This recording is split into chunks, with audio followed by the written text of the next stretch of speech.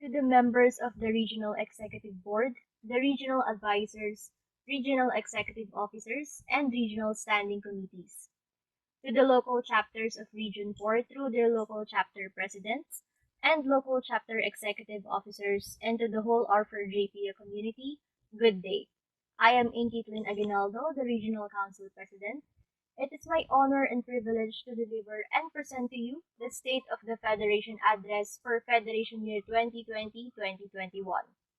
From the southern portion of the Sierra Madre mountain range down to the beautiful coastlines of Palawan, this is NFJPIA Region 4 Council.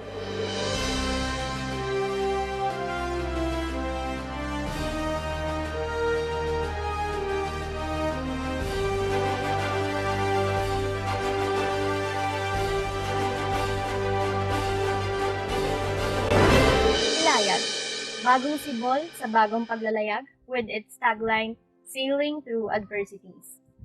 This federation was a very challenging one as we shift into a full-blown virtual setup, but nevertheless, it did not hinder the 𝘈𝘊𝘪 Council in continuing its legacy.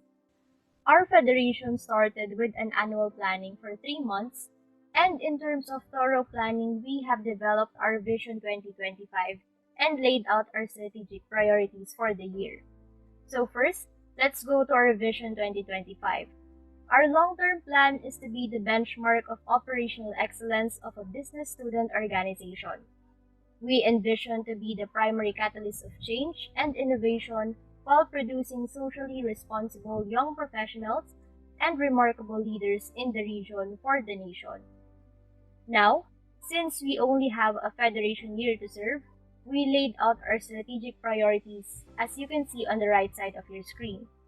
These are the short-term plans that we developed in order to support our Vision 2025. These are growth, operational excellence, innovation, community and sustainability, and people and culture. So, what's about growth? We are aiming to gather around 20 to 25,000 members at the end of our vision. And as defined in our vision a while ago, we also envision the Council to be a benchmark of operational excellence in terms of policies and workflows of the organization. In addition, we want to be the primary catalyst of change through innovative solutions as well as providing scholarships for sustainability. Lastly, for people and culture, the Council envisioned itself to be the #1 producer of remarkable leaders across the region. I must say, all of our plans for the Federation year are aligned with this vision of ours. Since we have established our long-term plans and goals, short-term goals serves as a bridge that supports each one of these. Thus, we continued the use of our dashboard and balance scorecard in order to keep on track of where we are in our plans and measure our goals and success for a holistic view. Here is the visual representation of our dashboard that we are using during our monthly council reviews. It includes the financials, membership, policies, and events of the council. For our membership data, we use an interactive Philippine map wherein you can navigate. It will show the number of our members based on the geographical location of the provinces of Region 4.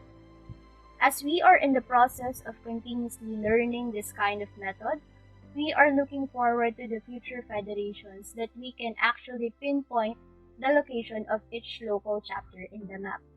As what I have mentioned, aside from the dashboard, we are also using a balance scorecard to track where we are in terms of our vision.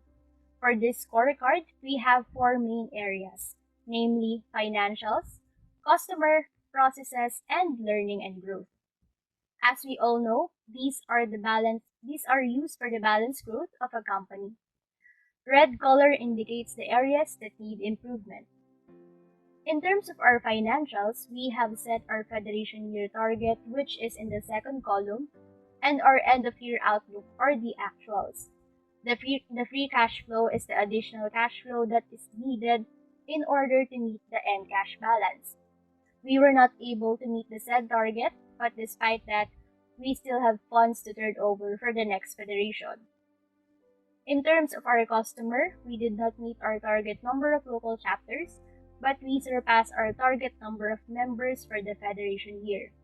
This is due to the local chapters with a large population and some local chapters that offer accounting-related subjects, thus resulting in 12,907 members. Moving on, in terms of our process, every department in the organization has laid out their own policies and processes which improve the workflow of the council. Also, each department has its own target. As presented, we are very glad that most of our process have met our target in terms of academics, non-academics, leadership, community involvements, finance, audit, and documentation. However, we fell short in terms of communication and media.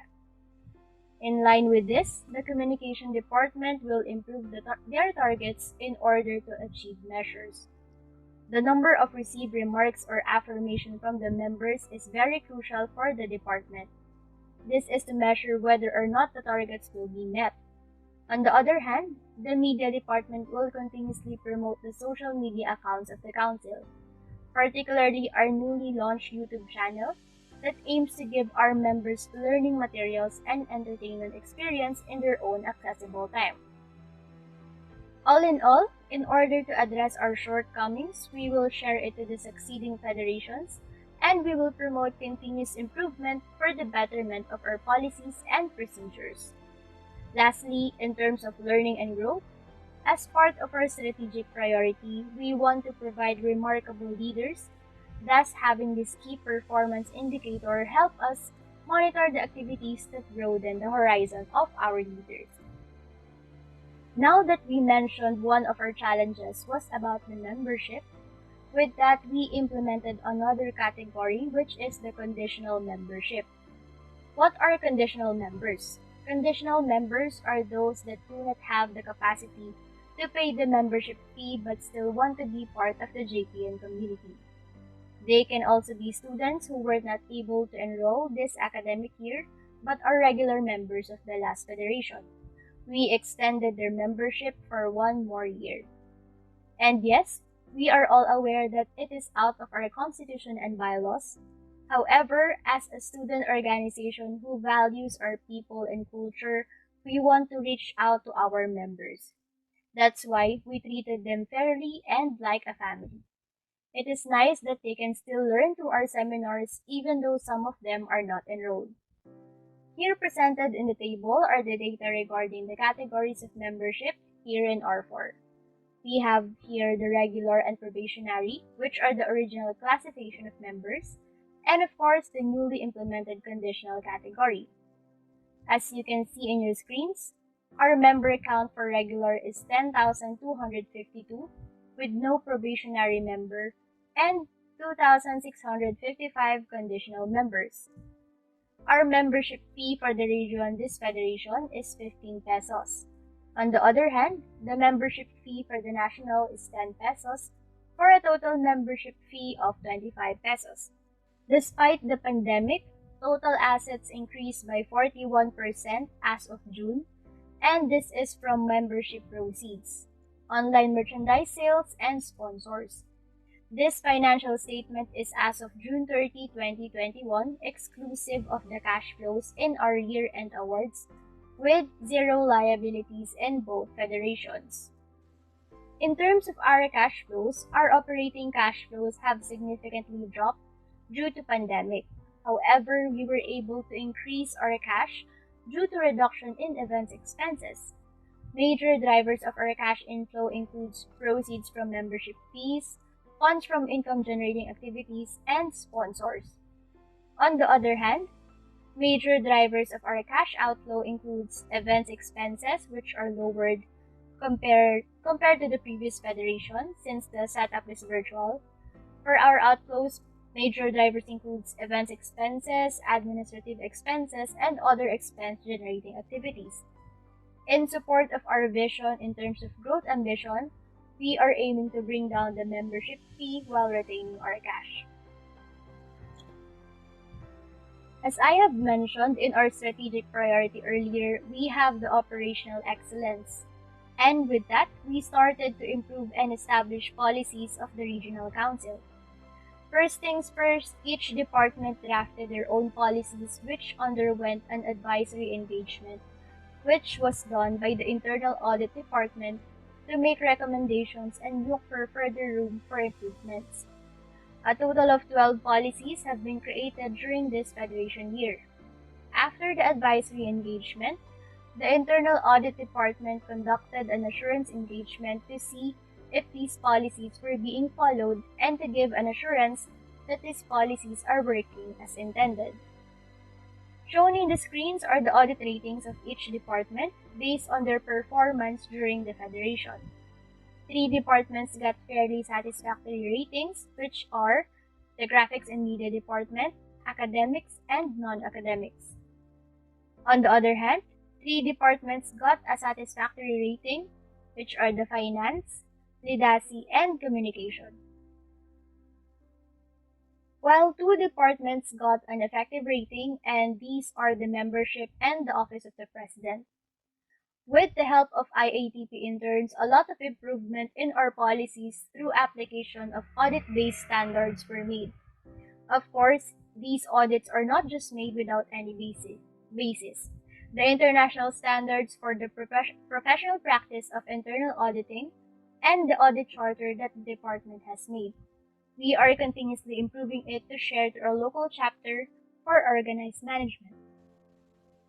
Of course, still in line with our vision, which is to provide quality events that will cater academic excellence, non-academic skills, leadership promotion, and social responsibility, the Council managed to produce 75 events in one Federation year despite the pandemic or the virtual setup. And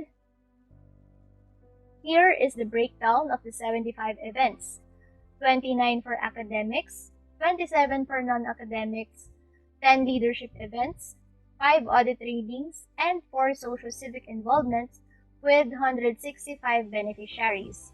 In total, we have target participants of 7,062 with 9,395 actuals with an average participation rate of 133%. In relation to our academic events, we also managed to give a total of 32 review scholarships to deserving R4 JPIans. One factor that helped increase our participation rate is because 65 or 87% of our events are free of charge, while the remaining 13% are charged with an average cost of 104 pesos only. As we transition from the physical setup to the virtual platform, it was really a struggle for all of us as we experienced difficulties. And in these trying times, we want to extend the help to our local chapters through our resources and platform. We let our local chapters use our Zoom account, and along with that is the assistance we provide when it comes to the live streaming of the event, and these are all free of charge. Indeed, our success is JPIA's success as well.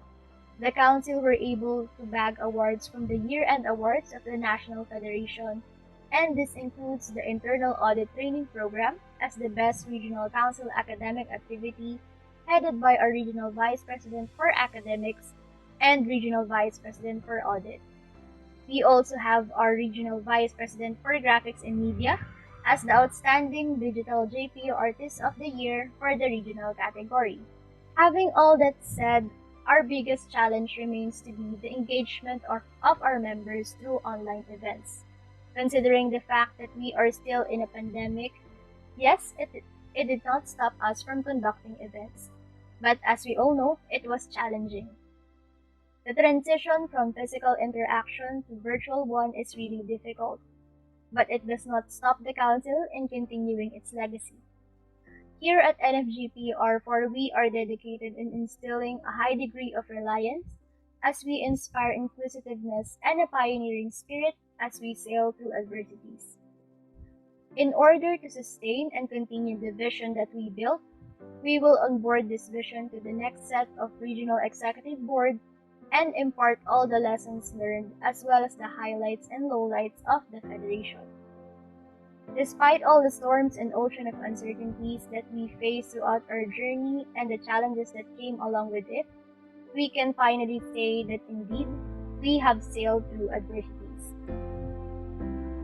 Once again, this is Silayag Federation. I am Ain Caitlin Aguinaldo, 24th President of the National Federation of Junior Philippine Institute of Accountants Region 4 Council, and by the power vested in me under the Constitution and bylaws of the National Federation of Junior Philippine Institute of Accountants Region 4 Council, I hereby conclude that the Silayag Federation 2020-2021 is officially signing off.